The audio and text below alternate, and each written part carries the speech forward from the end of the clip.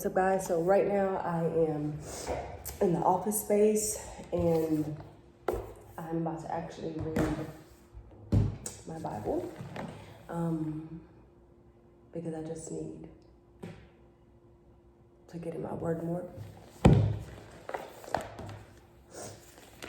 I actually want to read Proverbs today. I just ate a pear right after my workout. Oh no, I didn't bring that. Okay.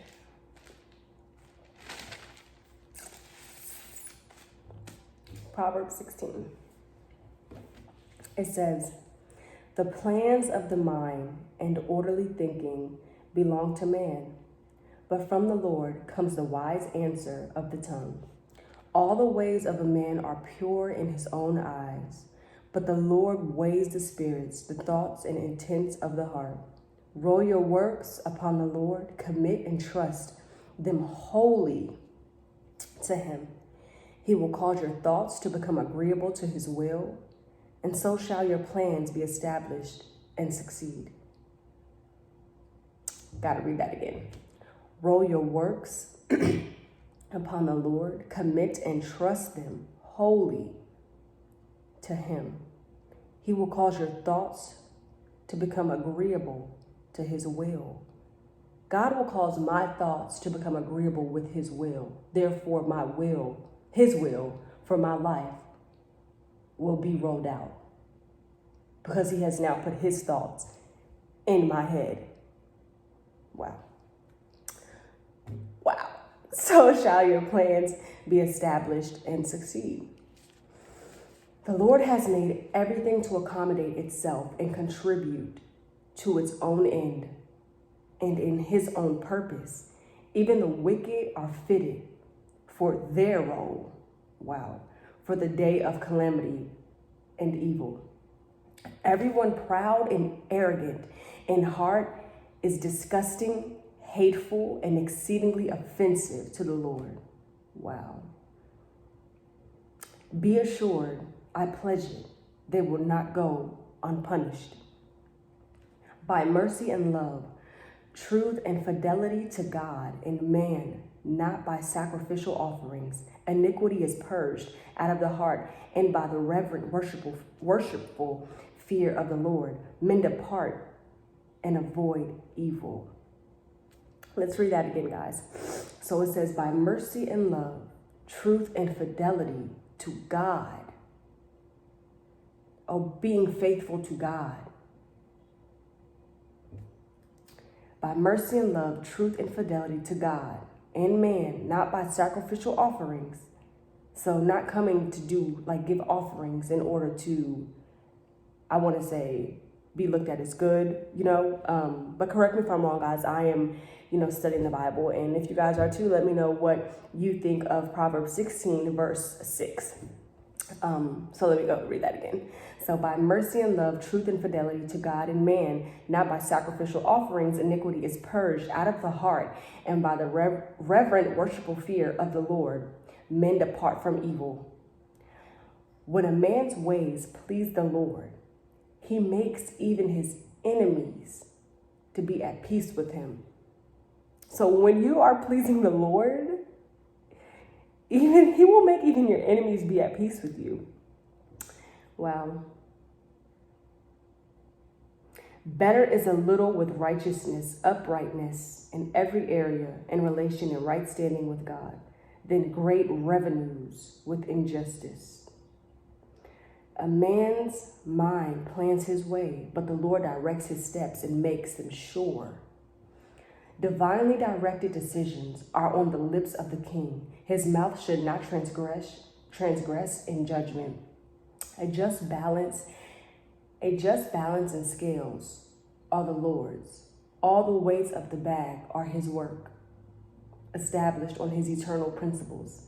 It is an abomination to God and men for kings to commit wickedness, for a throne is established and made secure by righteousness, moral and spiritual rectitude in every area and relation.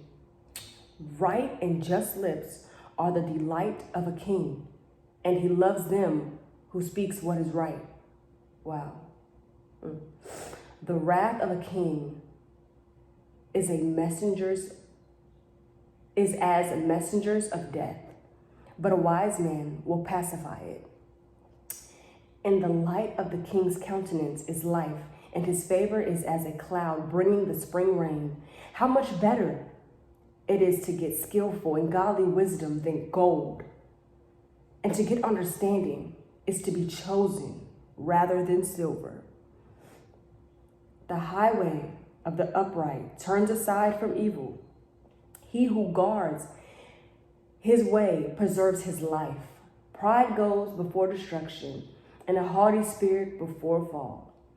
Better it is to be of a humble spirit with the meek and poor than to divide the spoil with the proud. He who deals wisely and heeds God's word and counsel shall find good, and whoever leans on, trusts in, and is confident in the Lord, happy, blessed, and fortunate is he. The wise in heart are called prudent, understanding, and knowing, and winsome. Speech increases learning in both speaker and the listener. Understanding is a wellspring of life to those who have it, but to give instruction to fools is folly. The mind of the wise instructs his mouth and adds learning and persuasiveness to his lips. Read that one more time. The mind of the wise instructs his mouth and adds learning and persuasiveness to his lips. Pleasant words are as a honeycomb, sweet to the mind and healing to the body. There is a way that seems right to a man and appears straight before him, but at the end of it is the way of death. So I'm going to stop right here and just kind of tell you guys what I get from that, like what I just digested, So it says, there's a way that seems right to a man and appears straight before him, but at the end of it is the way of death. So what came to mind as I read this was, we may have many dreams and many plans for our life, but in the way is death. Like, let's say, for example, you want to be a business owner of, just an example, of a real estate company, right? Which will bring you, if you do well in it, bring you many, many, many riches, right? But the Bible said it's hard for a rich man to get into heaven. So let's just say there are rich people, I believe, that, will get into heaven, but God says it's hard. He didn't say that it's impossible. So, you guys get it. But anyway, so what I got from it is that, wow, if I'm a business owner, I have this dream, right? And I just strive my whole life to, make this dream come true. And I'm just really striving for this. And I'm giving my all for this. And then I'm striving for something that's going to actually take me to hell. Like in my mind, this is what I want to do. This is something that, I'm asking God to even bless. I'm asking him to even, just, bring the right people in my circle. So that way, I can walk through the doors of my dreams, unknowingly, that the way that seems right to me and the desires of my own heart would lead me straight to death, and lead me to hell. That's what I got from that. Go ahead and tell me what you guys got from that. In no way, shape, or form am I a pastor. I'm just somebody who loves Jesus Christ, and I want to become the best disciple, and really represent him well.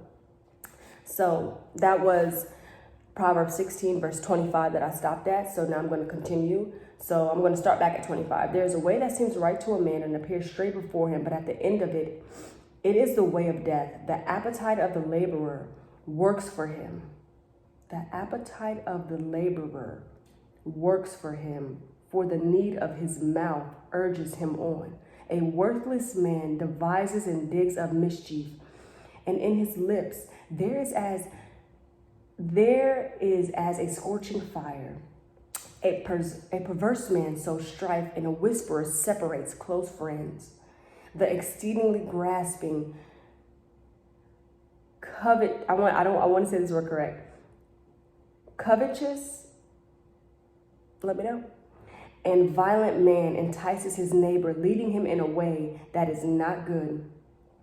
He who shuts his eyes to devise perverse things, and who compresses his lips as if in concealment, brings evil to pass. Whoa, guys, that is Proverbs 16, verse 30. It is saying, if you know something bad is about to happen and you don't say anything in concealment, like you know, but you just be quiet, you could have stopped the evil from happening, but because you did not, now evil's going to happen. That's what I got from that. What'd you guys get from that? He who shuts his eyes, again, verse 30, he who shuts his eyes to devise perverse things and who compresses his lips as if in concealment brings evil to pass. The hoary head is a crown of beauty and glory, if it is found in the way of righteousness, moral and spiritual rectitude in every area and relation. He who is slow to anger is better than the mighty. He who rules his own spirit than he who takes a city. He who rules his own spirit. What I get from that, guys, let me just finish because that was verse 32. It ends at 33. So I'm going to start back at 32. He who is slow to anger is better than the mighty He who is slow to anger is better than the mighty. He who rules his own spirit than he who takes a city. The lot is cast into the lap, but the decision is wholly of the Lord. Even the events that seem accidental are really ordered by him. Y'all. Excuse me? So, even things that seem accidental are really ordered by God. So, guys, as you can see, this is Proverbs 17. This is 16. And, okay, so I have read 16 before because I'm like, I don't see any highlights in my Bible from it. Oh, yeah, right here, actually. Wow. So, wait, guys, I got to go back to the verse that says, he who is slow to anger is better than the mighty. He who rules his own spirit than he who takes a city. So for me, guys, you know that anger can be such a volcanic thing if it's not harnessed correctly, and if you're not having godly anger and you're just actually having an outburst or a tantrum. But it's saying that if you rule your own spirit, that's mightier than a person who can't harness their own spirit, who cannot control their emotions. So God is saying it's strong to be able to control your emotions. That's a powerful thing, guys. I know for me, in the past, my emotions would get the best of me, and I am truly still working on it. I feel like I've honestly gotten way better. When I say I used to be filled with anger and just filled with so much just negativity. Like, I felt like I was kind of just an infection. Like, you ever felt like that? I don't know if y'all did, but I did. Because I would be cool, but then, like, if somebody says something to me the wrong way, I'd be like, what? So I feel like I've definitely calmed down. It's super hard to actually get me angry now. I don't consider myself an angry person anymore. I definitely believe that God has changed my heart and that he is still changing my heart, because sometimes things happen and I notice, I'm like, oh, is anything to take me back there? Like, so I'm like, ooh, anytime that happens, I'm like, God, like sometimes I feel like, am I still the same? Like, how come, like, I felt like I could go back there. And so I'm like, I always got to put on his armor every day. And I feel like it's the days that I don't put on his armor, although he's with me every day, but it says to constantly put on the armor of God. You know what I'm saying? And like, put on the full armor of God and to stir up your spirit daily. And I feel like when I'm not stirring up my spirit daily, you know, or even weekly, because I've gone weeks sometimes, even months, honestly, without reading my Bible.